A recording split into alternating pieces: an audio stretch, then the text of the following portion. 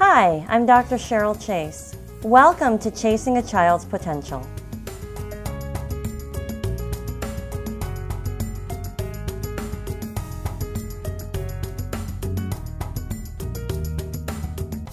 Today I'll be talking about interventions for dyslexia. What neurology has been able to show us is that with the correct intervention, dyslexic readers can become as good at reading as healthy readers, and reading can become, from a neurological standpoint, automatic.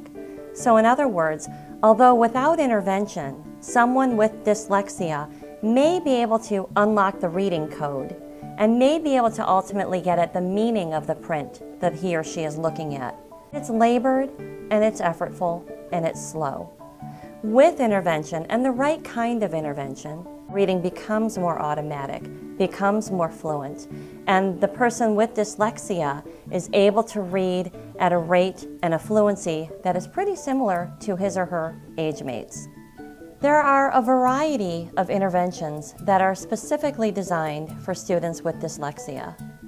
Those programs fall under different names, but there are some key elements that are important, and these structured literacy programs will all contain some of the similar elements.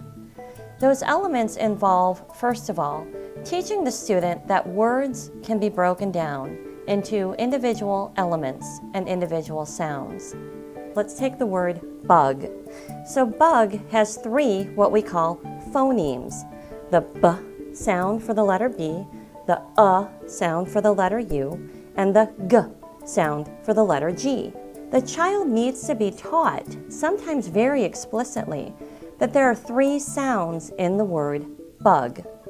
The next piece of the instruction is teaching the student the sound-symbol relationship. So what sounds go with or are associated with different letters. The third element involves helping the student understand what a syllable is. That words not only are broken down into individual sounds or phonemes, but words, whether written or spoken, are broken down into syllables, yet another unit of language. The next area that these structured literacy programs offer is an understanding of what we call morphology, that sounds have meaning as well, so that there are prefixes, done versus undone. When you add the un, the word takes on a different meaning. Beyond that then, structured literacy programs begin to develop these higher order language processes, things like syntax. In our language, we would say the blue house. The word blue comes before the noun that we're describing. Other languages are different, but in this case, we would want to teach the child syntax, and that syntax changes meaning. So I could take the same words and put them in different order to create different meaning. If I said the dog chased the cat, or if I said the cat chased the dog. Those are the same words, but their syntax, their sequence, the order in which those words are said, changes the meaning.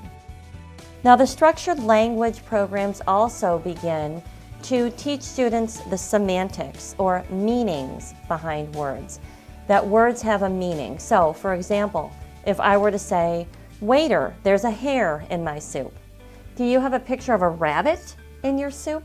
Or do you have a picture of a strand of hair in your soup? So the word hair has different meanings.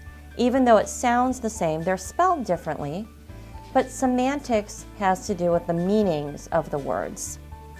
Finally, these systematic language programs, or these structured literacy programs, end their educational elements by teaching students how sentences come together to convey more meaning. This discourse, this idea of how words create sentences, sentences can create paragraphs, and paragraphs can create stories and books and things with larger meaning. So structured literacy programs that are designed for students who are diagnosed with dyslexia and who are having difficulty with reading really take a student from the basic elemental building blocks of a language. How do we break down a word into the sounds that make up that word? and move them all the way through reading and understanding a college-level textbook, for example. And that's what makes these programs so powerful. And this is why I really encourage that parents don't accept anything other than a structured literacy program for their students with dyslexia. Thank you for joining me today. I'm sure you'll find this information helpful as you're out there chasing a child's potential.